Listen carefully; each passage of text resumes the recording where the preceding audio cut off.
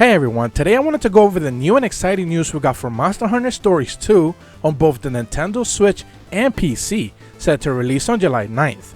In their most recent print, Famitsu provided us with a much more in-depth look of the game and tons of new screenshots plus information regarding the monsters, armors, and even story details that today I want to try to go over as best as possible. Do keep in mind that I don't actually speak Japanese, so I had to do some Google translating to be able to get a lot of detail, but even that's very limited in nature. But all in all, I basically just want to go over the things that we didn't know about before regarding the game's details. Right away, the story section actually touches up on Red, the hunter that you'll actually be playing as, who has control of the last Rathalos egg left in the world. Essentially, he's taking care of it and raising it, where it could either be a good or a bad thing depending on the mythos of the game. A lot of the games and the world's lore revolves around the fact that Rathalos are basically creatures of destruction. So the game basically gives the hunter the option to be able to raise this Rathalos egg and be the one who brings about change, essentially giving you the option to raise it to be a good Rathalos and be the one who actually helps change the fate of humanity, or actually the fate of the world in the way they actually see it. Since of course this is a JRPG, do keep in mind that a lot of the real essential, twists and turns in the much later part of the stories, so I wouldn't necessarily expect Famitsu to start spoiling the story and the twists and turns that we should be able to expect to see in the later halves of the game, or essentially towards the later part of the end game. So, do keep that in mind. With that said, they do specifically mention that Nergigante is actually an instrumental key to the story, but it couldn't really make out much more detail than that. He is shown actually in the last trailer that we actually got to see, and there's a section of him specifically in this Famitsu scans. But other than that, I don't necessarily know what is his actual role in the story, other than the fact that we do know he's actually going to be part of the game. In another section in the very few early pages, we actually get to see some shots of the amiibos and exactly what they're actually going to be able to do. And as it was suggested in the past, layered armor was basically the best idea thought of, and that's exactly what they're going to be. We're going to be able to actually get layered armor and layered pieces specifically coming from each one of the three specific amiibos. One of them will give you the outfit that looks like Hinoa, one of the guild mistresses from Monster Hunter Rise, but we don't necessarily know what the other two amiibo layered armor sets are actually going to be. There is also some pre-order stuff that's actually shown where you actually can get hairstyles for your character before you actually start playing the game. So they are definitely going to be doing the same rollout when it came to Monster Hunter Rise, where if you pre-order the game, you're going to get some sort of layered armor specifically for your pets and even stylings for your character. So that's also interesting. And then the last thing in this specific section, they do show up a couple of the armors that you're going to be able to equip your character with, and even the characters that are going to be supporting you. So we know that all characters, in fact, that are actually playable in your party are going to be customizable in one way or another, and you can definitely set them up and dress them up however you want. In the next section, they actually touch upon the 5 different weapon types that are going to be available in the game. The Great Sword, the Sword and Shield, the Hammer, the Hunting Horn, and the Bow. And I actually didn't know that this series only had the limited amount of weapons, and all 14 actually aren't available. This is probably going to be something that is off-putting to a lot of new people, especially who are coming from playing traditional Monster Hunter games like World or even Rise, where they haven't necessarily touched this series, probably because it was just on the 3DS, on the later years of the 3DS to be specific. They are seeing that perhaps their favorite weapon, like if you're a Switch Axe user or Insect Glaive or whatever, they're not available in this game. So that's definitely going to be a little bit of an off-putting experience to some people who are specifically tied to their one specific weapon that they like. Limiting the experiences to just 5 different types of weapons, although that might balance the game better, I'm not necessarily sure how that's going to actually work out with people just who want to play their specific favorite weapons that they're used to playing with. They also have a section that discusses the Palicos and their role as your support characters that has been passed down from generations to generations, and something your father was definitely willing to help you with. As far as I understand, some of the story segments discuss the fact that your father was one of these legendary heroes who also got to fight and race a Rathalos or something like that, and is now the fact that you're actually able to do it as well, is part of a legacy situation. So the Palicos are also part of that as well, and they're basically supporters to this legacy line of characters who are basically able to just raise these Rathalos all together.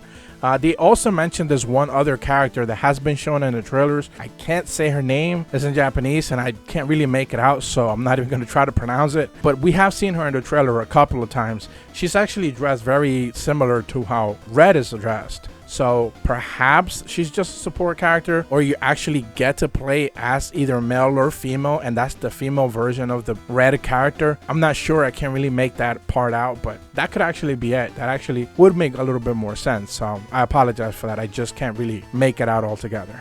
Now the next section is what I really found extremely interesting, and that's basically where they show off a ton of shots for different maps and the starting villages alongside other places that you can actually visit. Areas are very much like open environments like they were in Monster Hunter World and Monster Hunter Rise that you can explore, and perhaps even are bigger than in those specific games. They can actually lead you into specific dungeons where you can gather materials, and also lead you to combat encounters with different type of monsters that you can actually see in the overworld. So yeah, perhaps as an outsider and someone who doesn't necessarily know anything about the series, this is the most intriguing part of it to me just yet. The fact that these are open areas that you do get to explore, like in Rise, like in World. They are not segmented, and you can basically just engage with whatever's out there. You can gather materials. I'm sure there's quests that you can actually go ahead and engage with and actually try to complete. There's tons of battles, because they say like the monsters that are roaming the overworld, they will try to fight you if you approach them. So in typical RPG fashion, you are going to be just able to explore these areas. And on top of that, they mentioned that there's specific dungeons that you can basically go into and like grind and get XP and get materials and get gear. They also mentioned that you can get eggs from fighting monsters as well, which I'm guessing that means that because there are monsters that you can equip and ride and train and all of that, like if they would be Pokemons, if I could use that word, if you could treat the monsters like Pokemon, then you can imagine getting into a situation where you are getting these eggs. Perhaps they even have stats. I presume that would probably make the most sense. And yeah, you're just racing these monster Pokemon essentially in these open areas that you're basically going to be trying to explore and trying to get you know, the best materials, the best monsters, all of that. So very interesting. This is something that I didn't necessarily expect for the game to have, but again, I'd never played the first one, so that's probably on me. But the fact that they're talking about open areas and stuff like that, that's really interesting. They do also touch upon like other villages that you can perhaps visit or make a home at. So I'm not necessarily sure if that means like you can have more than just one homestead or something like that. But they do make mention of like places that you'll be visiting that are like, you know, just like home beds essentially, where you can just start out from and, you know, explore from there as well. So now in the last couple of pages, they actually show off the monsters, and this is actually something that I was very much looking forward to see what they would actually show off.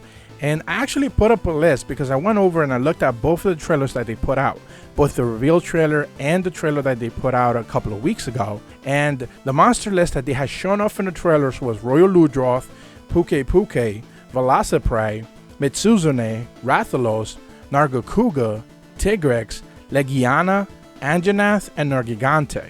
But in this couple of scans, we actually get to see that Kuluyaku and Paolumu are actually two monsters that we hadn't seen in the game before.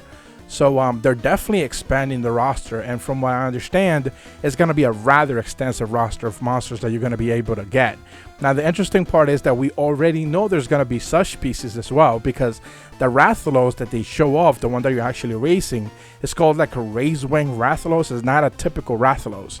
So we know that they have like such species in this game already that are like not necessarily something that you're used to seeing in other games. I do know that in the first game as well, they had like a bunch of subspecies that were not available in any of the mainline games or even the online game for that matter. So they're also going to be most likely throwing in a bunch of subspecies that are specifically tied to this game as something that you're definitely get attached to if you can find a couple of favorites there as well. But yeah, that's going to be it for this video, guys. I really hope I did a pretty good job covering the Famitsu scans. I do think that they are doing a pretty good job of actually showing off this game.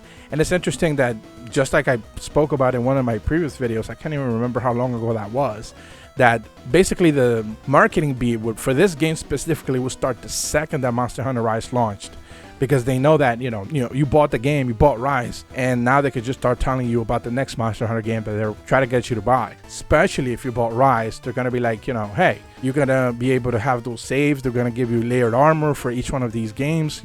Some sort of incentive to keep you not just playing Rise, but also like try out this new game. It's an RPG experience. It's different than Rise. Perhaps it's something that you might be willing to check out. So the marketing beat obviously was gonna follow the launch of Rise, and this pretty much is proof of it. So expect definitely to hear way more news regarding this game in the upcoming weeks. But that's it for this video. Thank you guys so much for watching. If you're new to my channel, be sure to leave a like and subscribe. And as always, thank you so much for watching. See ya.